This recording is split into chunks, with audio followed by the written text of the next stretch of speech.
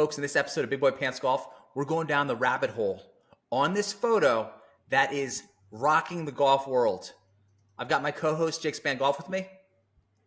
Jake Span Golf, from my understanding, this photo was taken after the Ryder Cup had concluded. That's what it looks like. The vibe is definitely a post-Ryder Cup feel on this photo. It was posted at that point.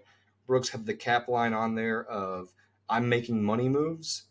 And like I said, he's got, four Ryder Cup players that I didn't exactly anticipate to be in that conversation about being in LIV Golf. Max Homa included. I know you're confused right now. My friend Diggs was sitting there saying, hey, if Max Homa goes to LIV Golf, is Pants going to still be a fan of LIV Golf? And I said, you're probably just going to go back to being a PGA Tour fan at that point. But the real question with this is why are they doing a photo op like this after taking the most disgusting and disrespectful ass beating I've seen the U.S. team take in a long time? To me, the most interesting aspect of this photo is the two Asian-adjacent guys, Rickie Fowler and Xander Schauffele, holding up a finger like number one, but you didn't win. You weren't number one. You lost. So what does this symbol mean?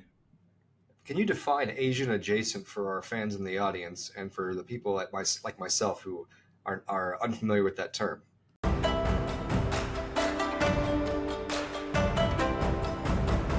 Well, basically, Asian adjacent would be you're not a white guy, but you could be, like Xander Schauffele here is being accused of, confused for being cross-eyed. Really? Let's go to some non-Asian adjacent guys. One named Siwon Kim. We're coming up on the 14th event this year, or the 13th event for LIV, right? The final singles event, the final individual event. So we got the final individual event. Guys like Siwon Kim, I mean, I guess he could win. I pray to God he doesn't win. I don't think he wins, but he's basically, you're gone, dude. So what do we do here? Why don't we start replacing some of the Asian guys on LIV with the Asian adjacent guys in this photo with Brooks Koepka? I don't know, man. I do hope that we see, these guys come into this game. I know that it's really important to make sure that we have somebody that anybody can attach onto and root for, worldwide. I don't understand, man. I don't know who we actually go for in this scenario or what team they go for, because obviously Smash GC is going to lose Koepka and Chase Koepka. They're going to lose Matty Wolff because Brooks might kill him in the offseason if he decides to try to stay. I could see Brooks just choking him out in the bathroom. So obviously they need new players for that team.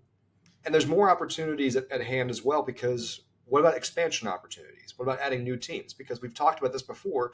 LIV Golf has a lot of gaps in the actual on-course production that it would be very helpful to have an extra team or two out there just to be able to fill up more space on the course. If they have these nightclubs on every single hole, you have to have players playing in front of that hole.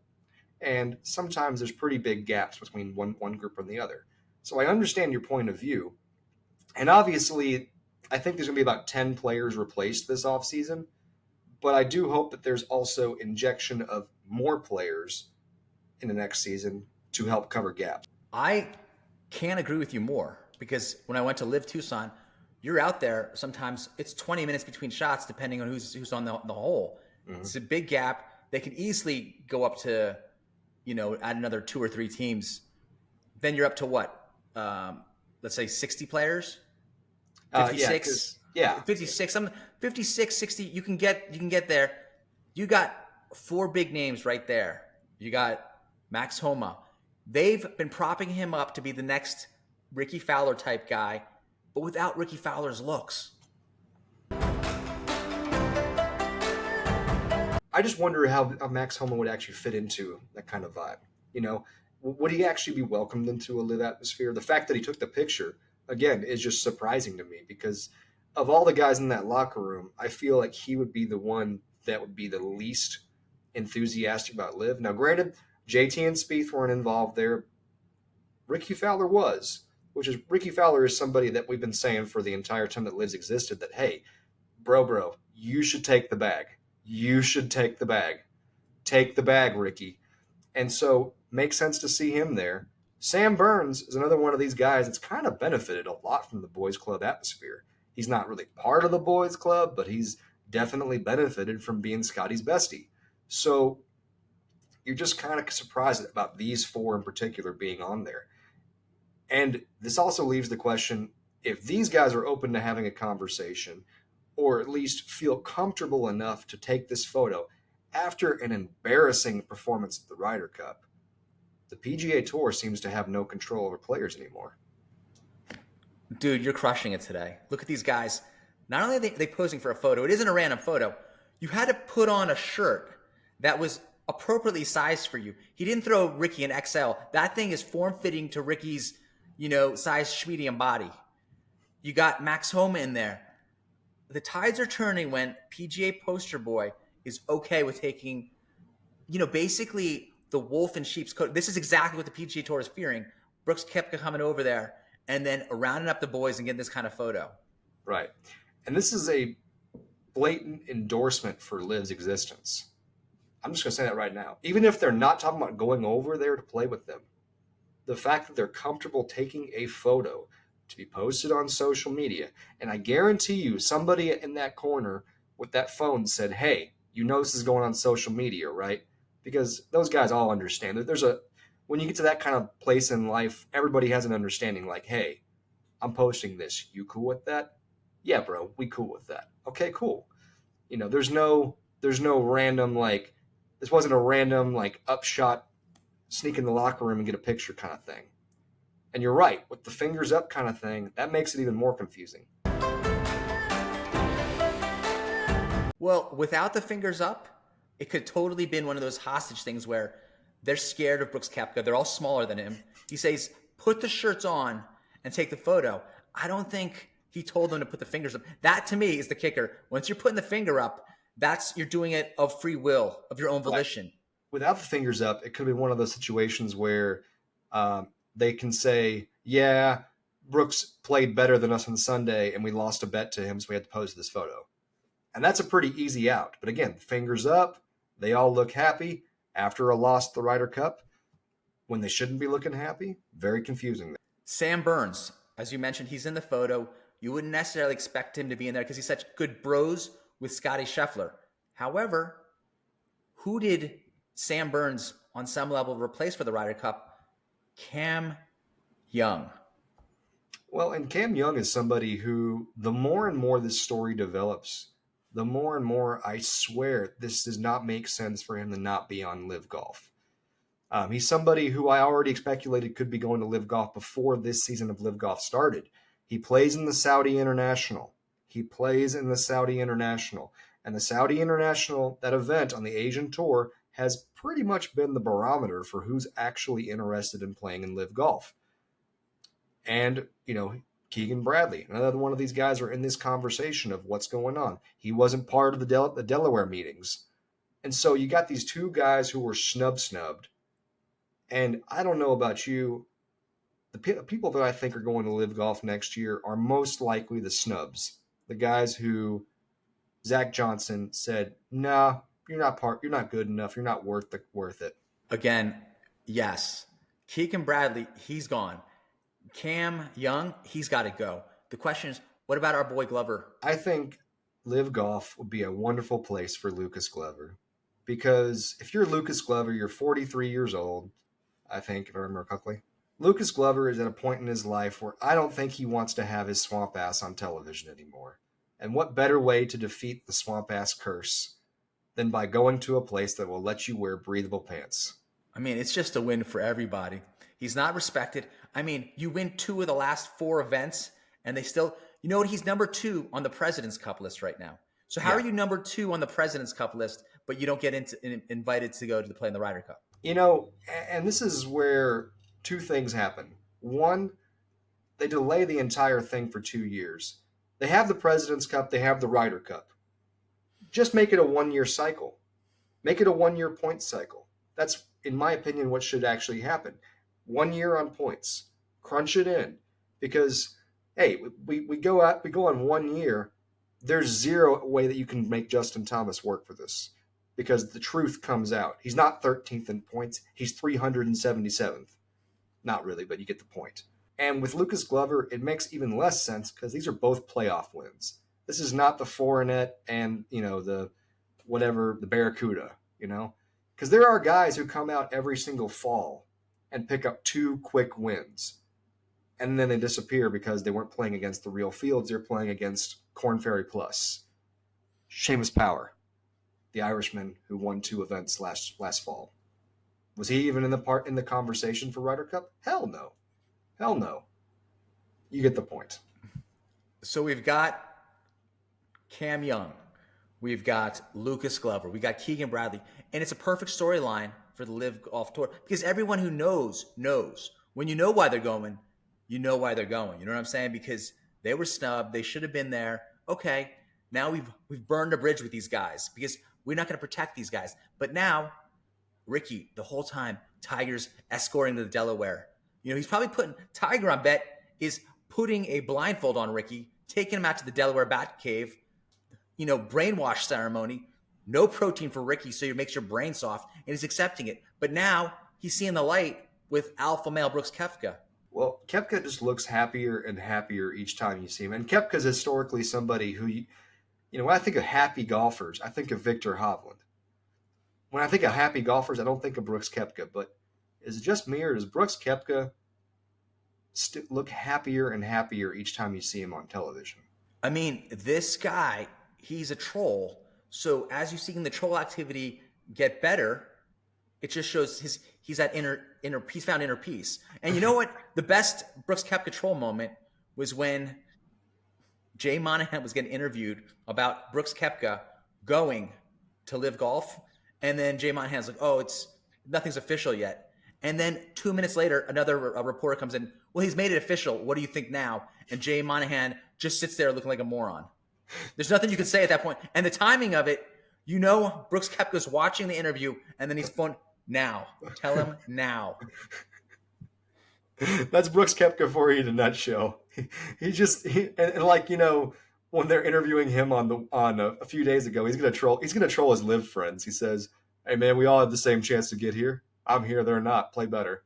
I think he's making fun of Rory McIlroy at that point because he remembered the quote from Rory McIlroy to Grayson Sigg back at the RBC Canada meeting, where he basically told all the players, "Hey, if you want to be a part of this, then play better."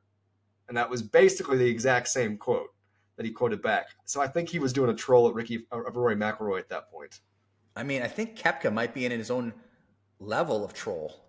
Like he's taking all the data from different sources and then coming up with this photo. And so, I mean, do you think it was an impromptu photo, or is he scheming the whole time and being like, you know what, is he reaching out ahead of time? Rickie, what is your shirt size, by the way? Gets them all, and then the shirts fit perfectly. And those guys seemed, they're into the photo. Yeah.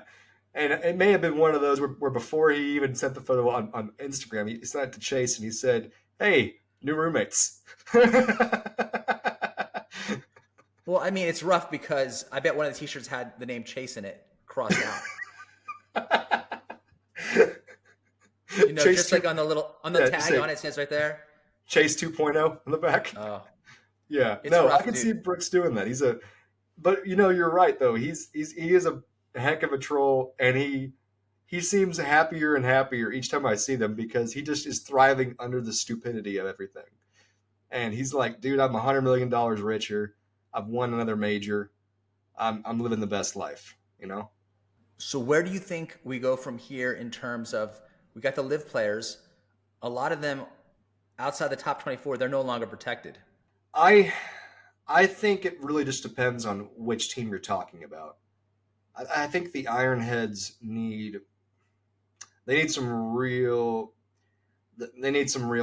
hack and slash going on right up in here. I want Vincent still around. I know Vincent's not a name. So let's just look at players that I think are gone. Players that I think are gone. I think they need to find a way to get rid of Martin Keimer. And he's protected, but no, he's the only reason he's not C1 Kim right now is because C1 Kim is C1 Kim. And so obviously Keimer, C1 Kim, got to get rid of them immediately.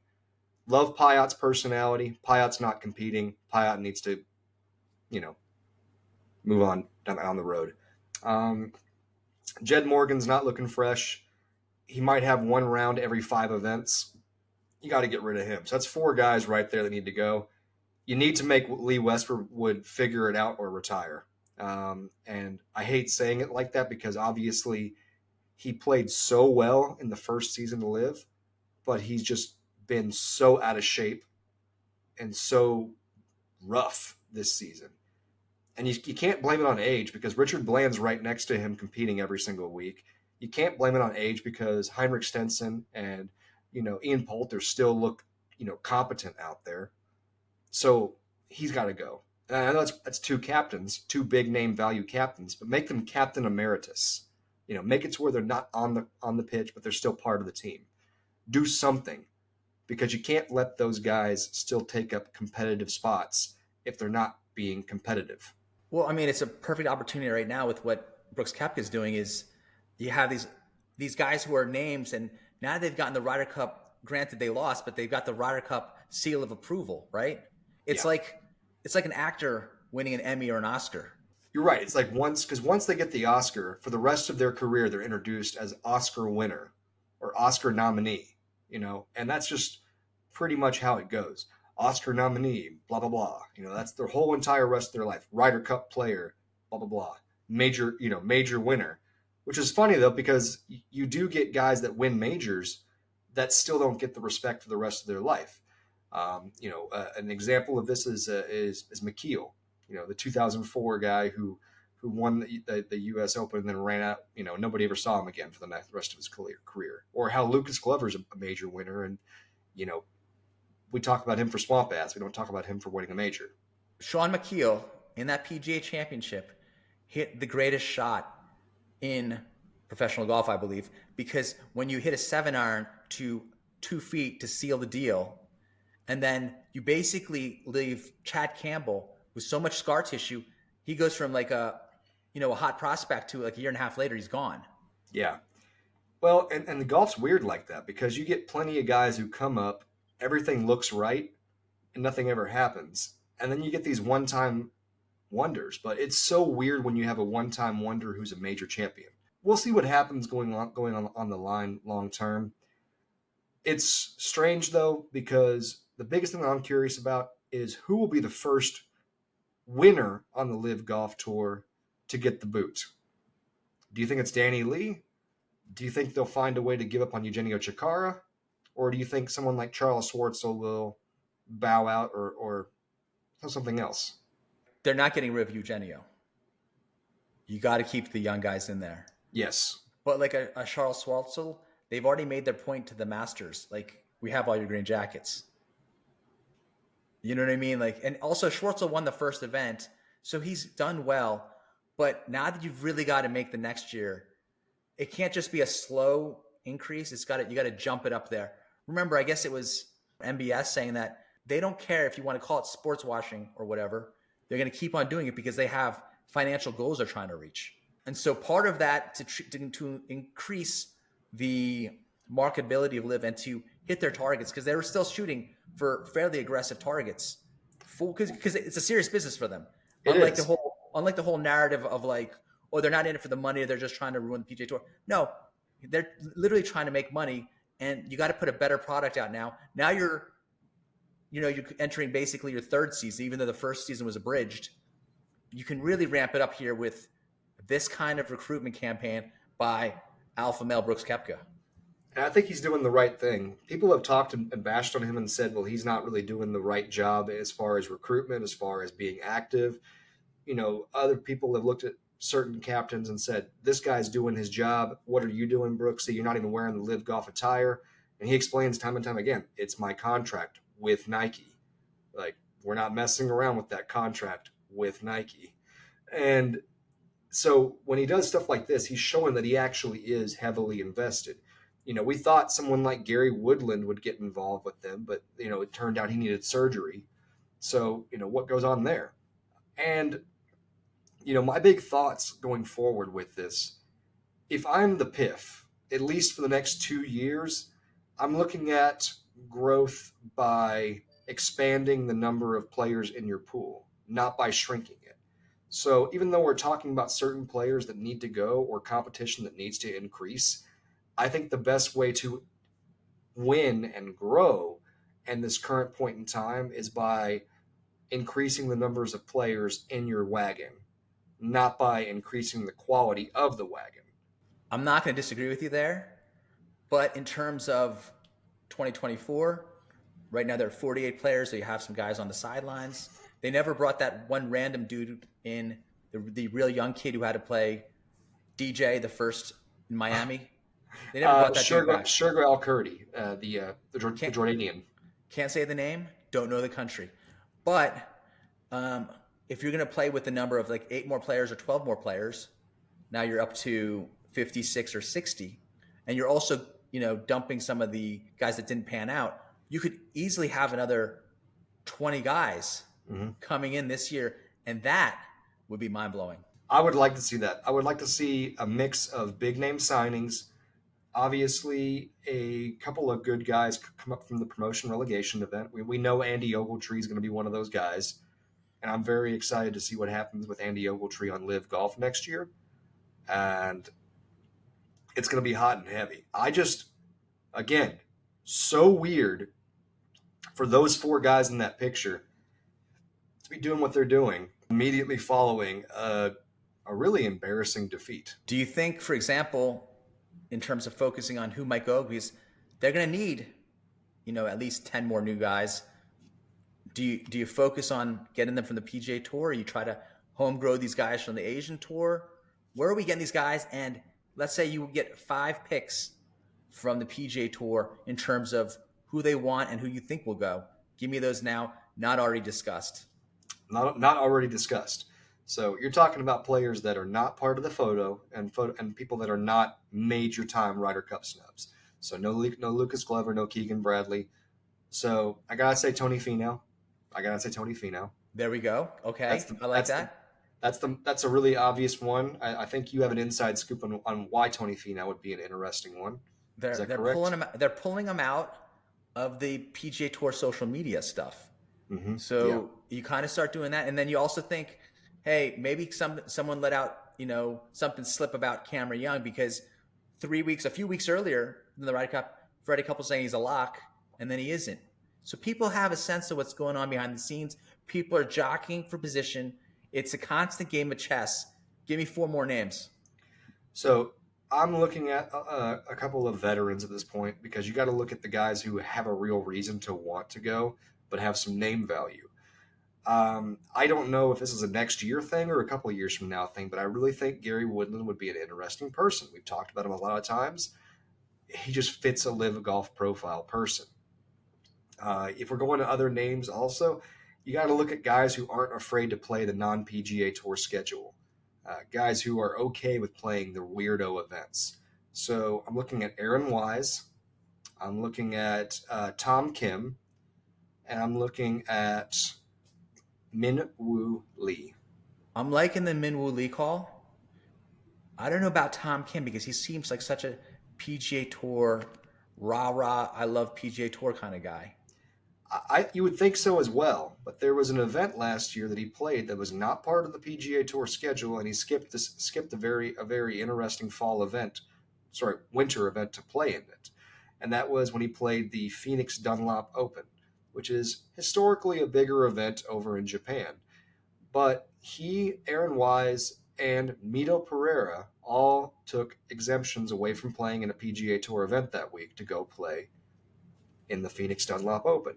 Now, one of those 3 already plays on LIV Golf, correct? Correct. Didn't Tom Kim come up through the Asian Tour? Like he won the Singapore Open or something like that? Is that his... I think he came up through a different system, just like I think Cameron Smith did, right? Off the top of my head, I don't know, so apologies for not being able to answer that. It would fit a very common mold of younger players who are, because he's like only 21 at this point in his career, if I'm correct. And so that would fit, because a lot of times, especially in non-American countries, we tend to delay professionalism way later than other sports in other countries. For instance, you go to like Europe, professional soccer players are professional soccer players at age 14. If you're going to be a star in soccer, you are already professional getting paid for it by age 14, 15. If you're going to be a professional tennis player, you're already professional usually by age 15. We're very bad about delaying professionalism. Look at NFL players. I mean, that's an example all of its own. It's true. The U.S. has a tendency to infantilize its population. It does. And this is why Akshay Bhatia said, nah, I'm not doing the college route. I'm going straight on the. I'm going to win a spot in the Corn Ferry Tour. I'm good enough. And notice that he's in a better spot than most guys in the 22, 23-year-old bracket. Because what happens to a lot of these guys, they go through college, they sit around, they're either on a great college program or they're not, and then they're trying their best to impress somebody to get either a Corn Ferry exemption or get an opportunity to play on a real tour, but they haven't played real professional golf, and now they're 25, 24, 25, because a lot of these guys do actually stay in school to finish the degree because they're scared they're going to fail at pro golf, and so know what happens? They do fail at pro golf. Will there be a team next year called Curry Power, led by Anirban Lahiri with Akshay Bhatia, Sahith Tigala, the Sharma guy? There's options here. Let's dump this Aaron Wise talk. I don't think it's wise. We're going to jump in there with, are we building that Indian team this year, 2024? I think there's going to be real effort to make an Indian-Thailand team. There's always opportunities there. Identity politics is important because it does, create an invested interest for people to want to watch. You want somebody who you feel like represents you. It's important. If you don't feel like you have someone that you represent, that you work with, it's hard to root. When I see no left-handed players out there, it's hard for me to get excited. And even though Brian Harman doesn't quite represent me very well, I still like to root for the guy. So I understand the desire and the vibe and the need. Do I think it happens? Not on the grand scale that you might want it to happen. I think there are players out there that could jump ship and come aboard. I think Jazz Jutwatanai would be an interesting person, but he's not a big name. Sharma's an interesting person to talk about. Yeah, I think they could be interesting. But I just don't think two things. I just don't think that. I think Anirban has to get over his second place curse before we can talk about him being a team leader.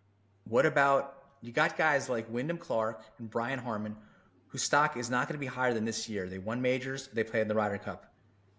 Is there going to be some offers out there to take these guys while they're at their peak? No. Wyndham Clark would be the more touted prospect because he fits more into the mold.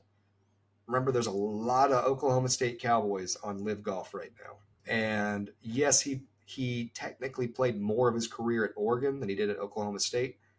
There's still that Oklahoma State Cowboy contingency at LIV Golf right now. And so, yeah, when you talk about guys like Rickie Fowler going, when you talk about guys, that are part of that Oklahoma State got group, there's some conversation there. I will say this. I don't think Wyndham Clark goes either. But I think Wyndham Clark is the sexier pick than Brian Harman. Just because Brian Harman, he's kind of been a hang-around guy his whole career. He's never been the guy, and he never will be the guy. He's just a guy. Final question on this. Do either or both Jon Rahm and Viktor Hovland go? Right here says yes. Right here says no. And the math is just too good for them the way things are with their current system and schedule. And the PGA Tour is going to do everything possible to explain to those two guys, hey, you don't want to go. Viktor Hovland is not a family man. He's a bachelor. What's one of the main things that a lot of the guys at least publicly talk about with LIV Golf being a good investment for them?